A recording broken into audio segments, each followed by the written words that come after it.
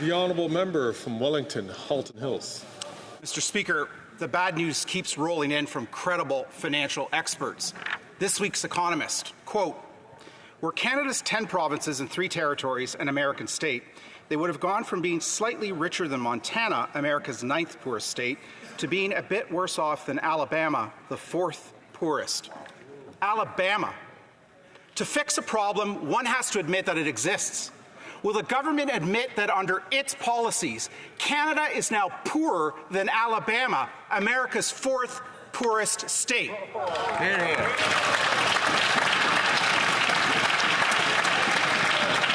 The Honourable Minister for Digital Services. Mr. Speaker, the Conservatives are very particular about what statistics they choose to share. If they want to share, compare Canada to the U.S.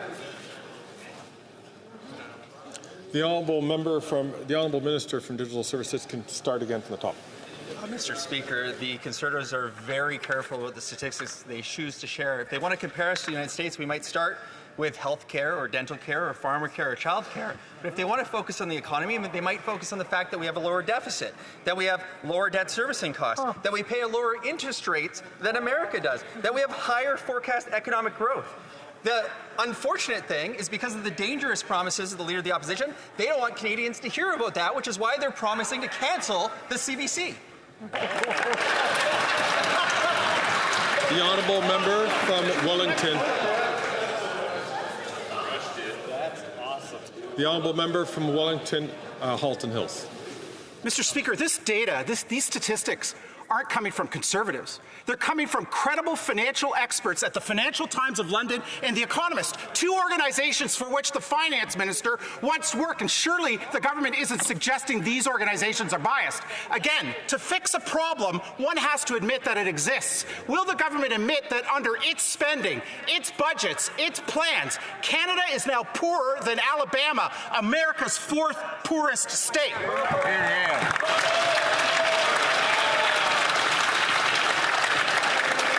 The Honourable Minister for Digital Services. Of course not, Mr. Speaker. What the member opposite is saying is ridiculous. The truth is that the Leader of the Opposition offers Canadians no viable solutions. On housing, they want to add 5%.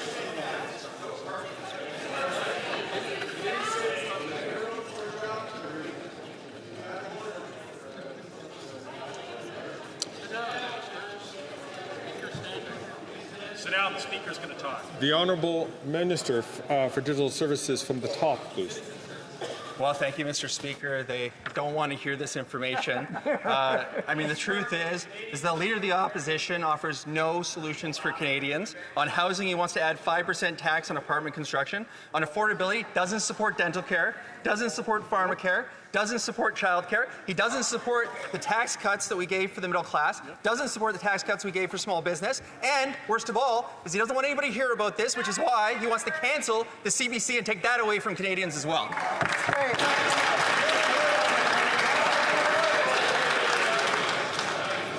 The Honourable Member from Simcoe North. Mr. Speaker, the Financial Times wrote 1 year ago, if current trends continue, Canadian living standards would continue to decline. It's been a year and it's gotten worse. This week, The Economist said that Canada is now poorer than Alabama. Will any minister over there admit that Canadian living standards are in decline? The Honourable...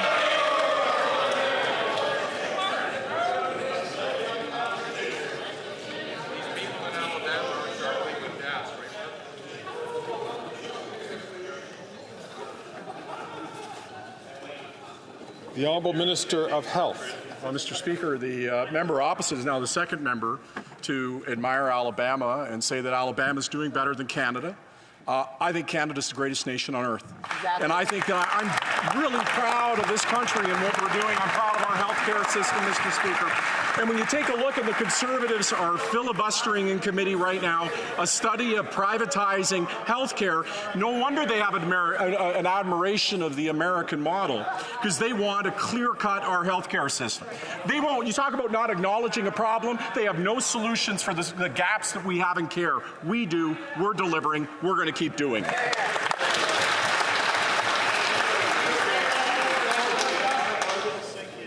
The Honourable Member from Simcoe North.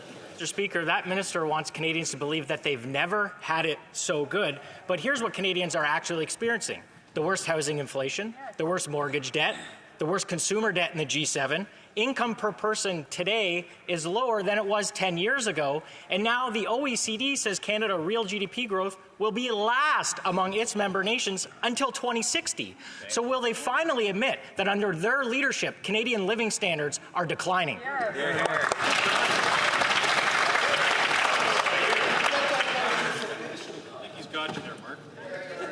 The Honourable Minister of Health. Mr. Speaker, nobody is denying that in every corner of the globe that there are challenges and that you can cherry pick statistics here or there. But the question is, what do you do as a country to meet the challenging moments you're in? The Conservatives' answer is to provide a slogan and no plan. I just invite people to pull back the curtain like the Wizard of Oz and just see what's back there. Not a thing. Not a single thing. In difference and in contrast, we have a plan. Since last I spoke in this House, we've gained 50,000 people in dental care. That's 800,000 people getting care on something they won't even admit exists. This is about doing hard work and doing the right thing, Mr. Speaker.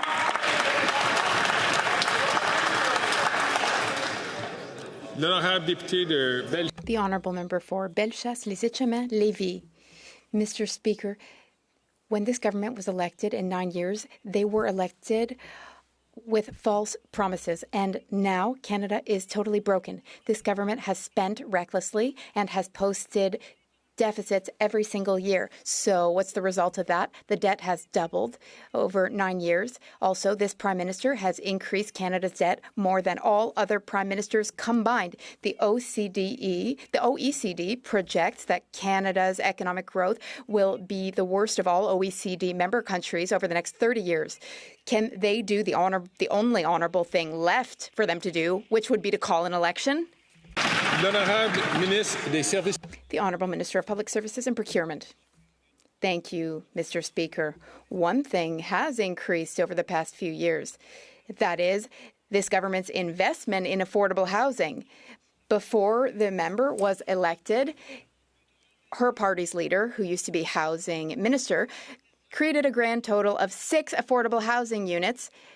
Meanwhile, in his riding, we have now built 305 affordable units, and even more will be built through a historic agreement we signed with the province of Quebec. The Honourable Member for Bellechasse-les-Etchemins-Lévis. Thank you, Mr. Speaker. Here are the facts. Canada is behind our neighbour and trade partner, the United States, when it comes to economic growth and productivity.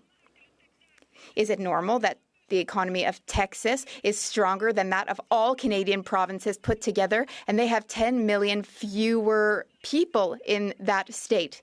This government and its budget policy has tanked Quebec's economy and Canada's economy.